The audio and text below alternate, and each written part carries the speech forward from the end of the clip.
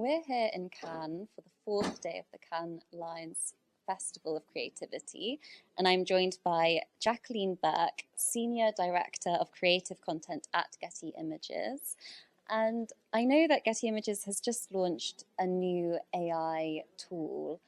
How does this work, and what differentiates it from other tools already on the market? Thank you, Rebecca. I just want to say I'm delighted to be here with you and with everybody.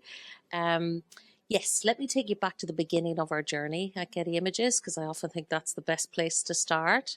We have known that this technology is coming for a great many years, and we really wanted to take a mindful and an intentional approach to really understand how could we bring a tool that was genuinely additive for our customers around the world and that addressed some of their concerns.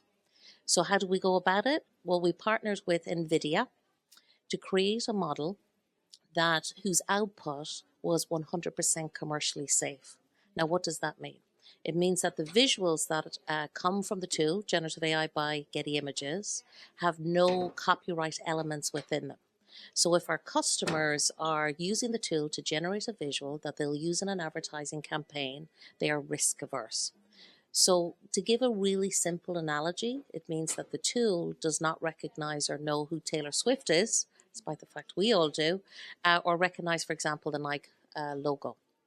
Now, how this works is that the tool is trained on all of our exclusive visuals that are permissioned, so permissioned visuals and data, that fairly compensates our creators as well, whose visuals are used within that training model, and that we're providing transparency in the metadata on that training model.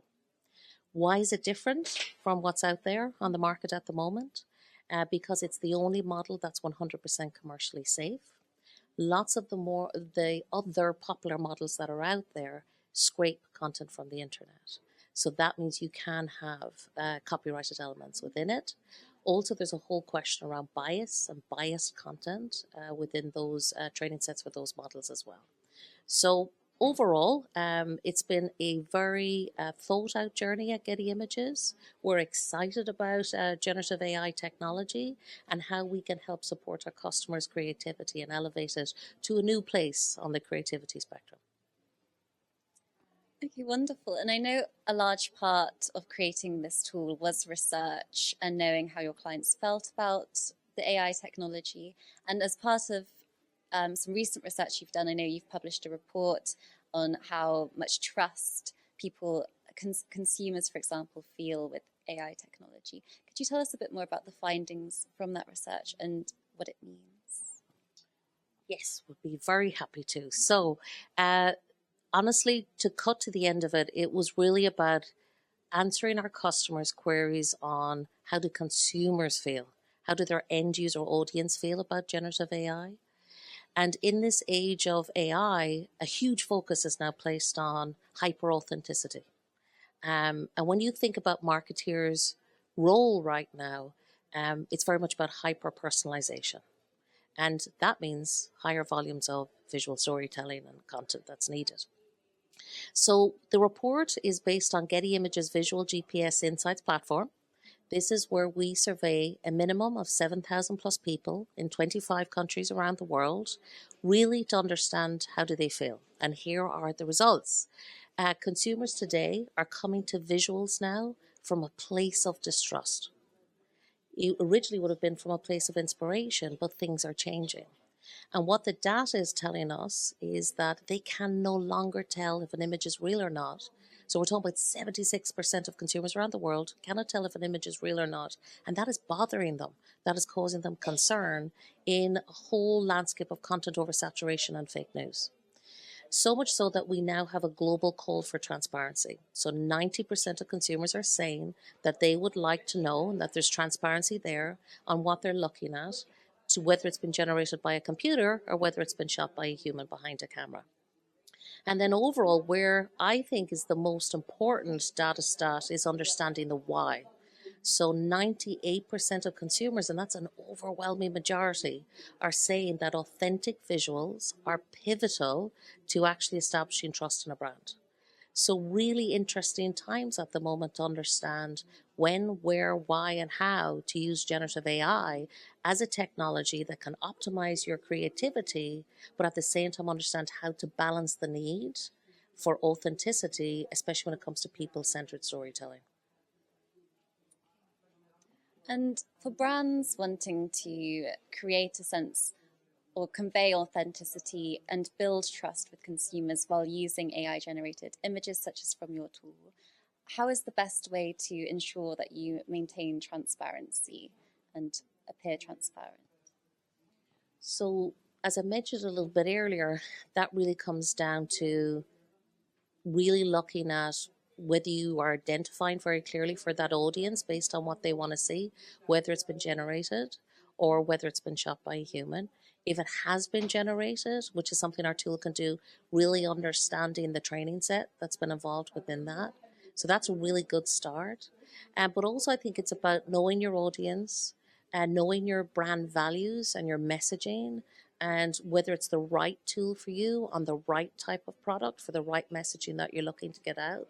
So I think the generative AI tool is really it's an arsenal. It's part of a toolkit, and you just have to get that type of more intentional marketing decisions right when you go to build that visual strategy. And also for businesses and their communications, how does using AI imagery help bolster their communication strategies, for example, internally as well as externally?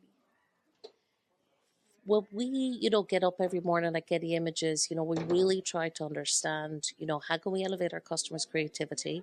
How can we save them time? How can we save them money? And how can we ensure that they're risk averse? So again, I think it really comes down to, with generative AI, why am I using the tool? And how am I pushing creativity further on a spectrum?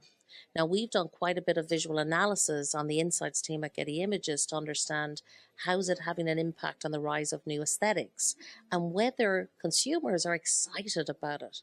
So what we've seen from the data is that, yes, there is a growing excitement around generative AI. 66% of Gen Z in particular, and they're leading the field, are really excited about what types of visual languages that are new that can come out of this too. When we think about the baby boomers and the silent generation on the other side of the age spectrum that we surveyed, they're coming in at about 40%. So we're beginning to see this growing dynamic tension that's evening out a little bit. For us, then, it's about when we look at the new visual aesthetics that are coming out of it, it's often around playful abundance, a multiplicity of elements. It's often about a lot of styles kind of smashing together, which kind of reminds me of postmodernism. But at the same time, I think it is coming down to a lot of brands are using it to get to that heart of hyper-personalization that they're looking for, and to get there on time and quickly. And just finally then, I know that you've been to Cannes Lions quite a few times. How have you seen the mood around AI sort of shift and develop? And do you feel like there's more of a sense of optimism this week, for example?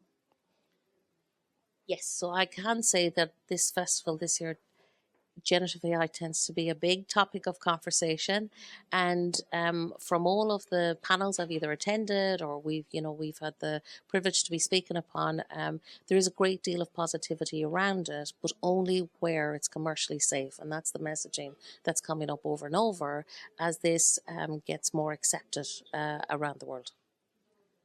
Okay, amazing. Thank you so much, Jacqueline, and enjoy the rest of your time here at the festival in Cannes. Thank you very much.